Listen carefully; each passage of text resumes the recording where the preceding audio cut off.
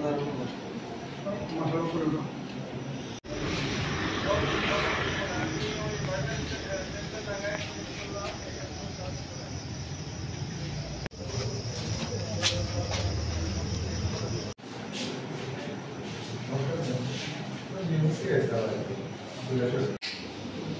দুপুরবেলা আমরা যে রেগুলার নাকা চেকিং হয় 91 মাইল শিখনসরা আন্ডার কুমারঘাট পিএস, সেখানে চেকিং চলা গেলে ওই পেশাতল থেকে একটা অটো আসে। তখন অটোটারে কাগজপত্র দেখানোর জন্য সাইন দেওয়া হয়।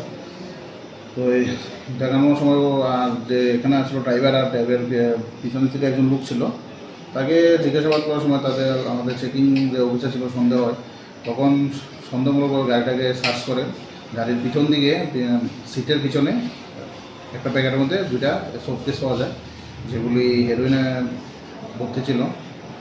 তারপর আমরা যে এনডিপিএসের যত লিগ্যাল প্রসিডিউর আছে সেগুলি আমরা মান্যতা দিয়ে সার্চ করে তাদের কাছ থেকে মোট ওজন করে 23.25 গ্রাম হেরোইন নামক নেশা সামগ্রী আমরা উদ্ধার করতে পারি।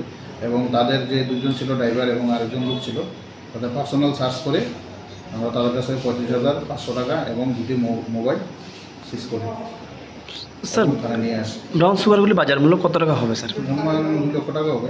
আচ্ছা, যে অটোটা আপনারা আটক করছেন অটোটা কি অটো ছিল? এটা ই-রিক্সা, ব্যাটারি চালিত ই-রিক্সা। আচ্ছা, আর যে দুজন যে আপনারা গ্রেপ্তার করছেন তাদের নামটা যদি একটু বলতেন। একজন নাম হচ্ছে আকাশ চন্দ্র দেব আর আরেকজন হচ্ছে স্বামী দেব। দুজনের বাড়ি পাইতুর বাজার, কৈলাসশহর। আচ্ছা স্যার, তাদের বিরুদ্ধে আজকে মামলা আপনারা নিয়েছেন? আমরা তাদের বিরুদ্ধে লিগেজ মামলা নিয়েছি এবং কালকে হিমাংশী তাদের আদালতে সুপর্দ করব। ধন্যবাদ স্যার।